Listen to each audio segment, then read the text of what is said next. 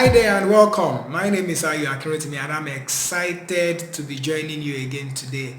Today our focus will be on personal effectiveness. And before we continue, I'd like to thank you for your views, your feedbacks, your comments, your questions. We've been receiving quite a number of them, and it's been good interacting with you. I'm sure that this has added tremendous value to you. So you could just hit on the notification button at the bottom of this page as well as the subscribe button so that you'll always be the first to know each time we upload a new video. Thank you once again, and you're welcome to today's edition. Now, on the subject of personal effectiveness, a wise man once said that, you see, efficiency is doing things right while effectiveness is doing the right things. You see, it's important to realize that doing things right is different from doing the right things. Many times people spend their lives just doing things right without determining whether what they're even doing is right in the first place. Someone also said one time that there is nothing that defines effectiveness more than determining whether you should be doing something or not. The first place where personal effectiveness begins is determining whether you should be engaging in a certain activity or not. Very, very important. You've been suited for different things in life. You've been called to do different things in life. However, the time you spend here on earth will always be limited.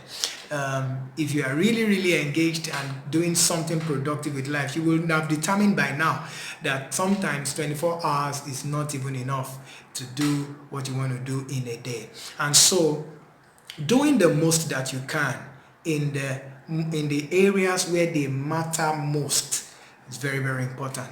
Now, that's going to be the focus of our study today. Also, simple knowledge of science, if you remember from your physics classes, if this will not be too technical for some of us, you will remember that it is impossible for a machine to be 100% efficient. I mean, if for nothing, for viscous forces or frictional forces at the minimum, then those machines will never be 100% efficient. And so efficiency cannot be your primary focus. Your focus has to be on effectiveness, determining that what you are engaging in is what you should be spending your time and resources on, and then mapping out a strategy on how to get them done. How do we know? How do we measure personal effectiveness? There are 6 ways that I'm going to share with you today, and I've called it the personal effectiveness dashboard. On this dashboard, there are 6 key metrics that you must meet, that you must meet and succeed at for you to determine whether you are being effective or your focus is just being busy rather than being productive. What are those 6 items? The first one will be a clear sense of direction. Having a clear sense of direction. How much clarity do you have? Someone rightly said that when you do not know where you are going, everywhere looks like it. When you do not know where you're going, everywhere looks like it. You see, you must have a clear sense of direction as to where you're going. When you are going to embark on a journey, something happens to you mentally, unconsciously. If you are going to be driving from point A to point B, sometimes a 1-hour journey, sometimes 3 hours, sometimes 4 hours, depending on what, or whether you're going to be flying a 6-hour journey, a 7-hour, a 5-hour, a 2-hour journey, different types. The moment you board that vehicle, whether you board that plane, whatever it is, the means of transportation you are engaging, something happens to you and you find out that there is a mental picture of where you are going in your mind.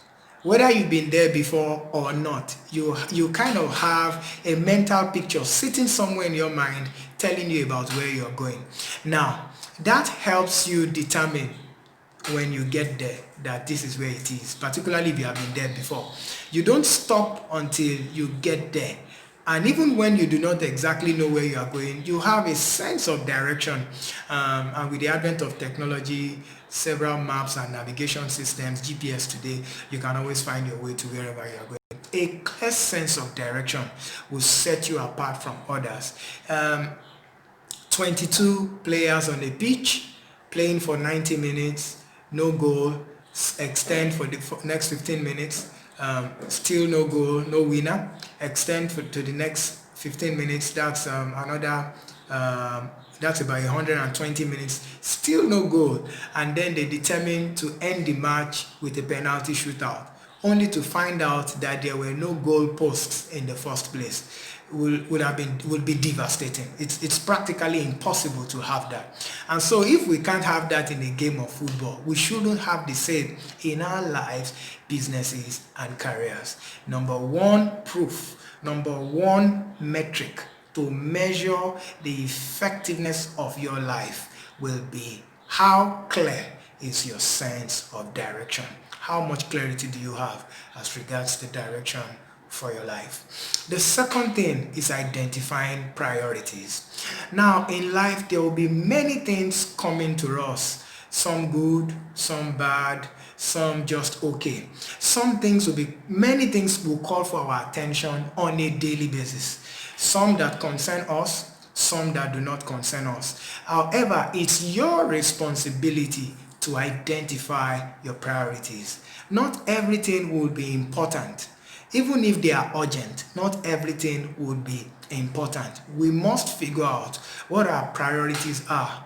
When a life is without priority, when a business is without priority, when a nation is without clear priorities, then even when you achieve a goal, you don't know.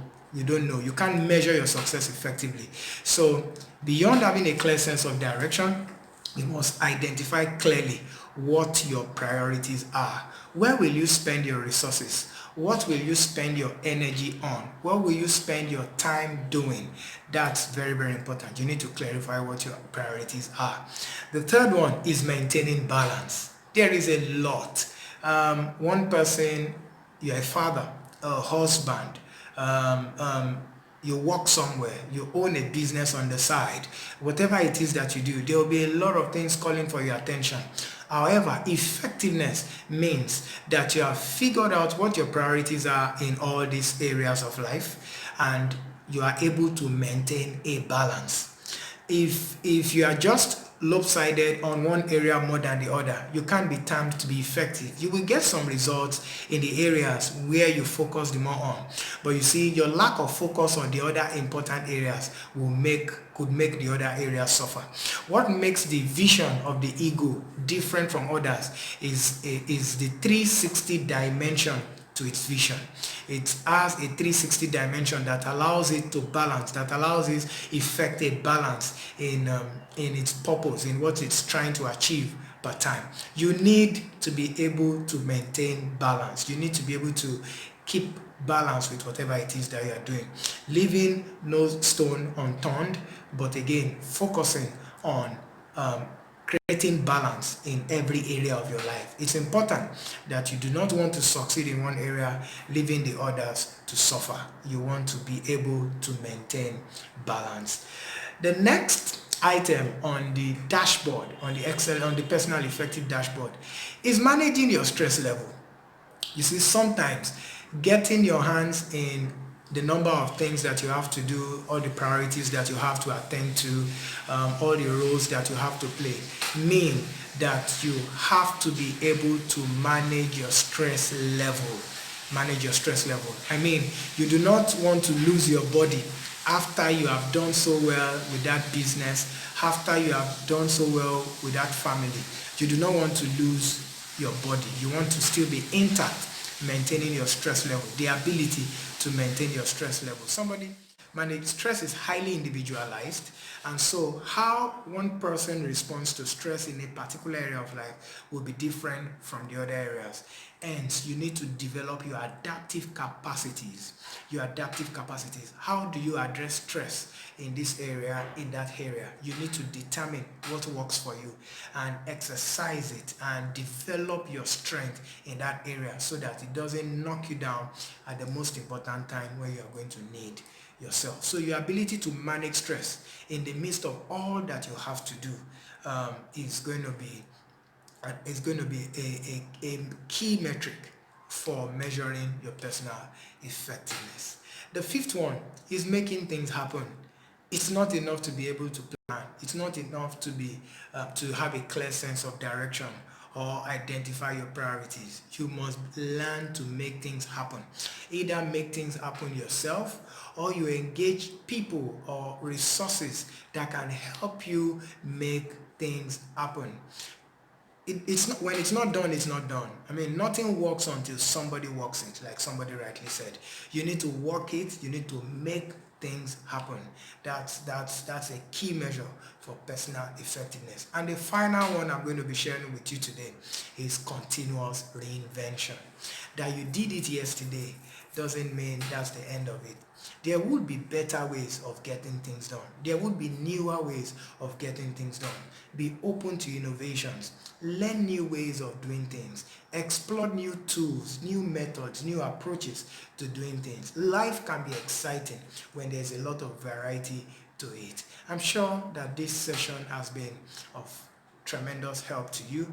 I look forward again to your feedbacks, to your comments, to your questions, and let's engage on a more personal level about this subject of personal effectiveness. I look forward to helping you succeed and hearing from you. And remember, your greatest needs. I bow to you.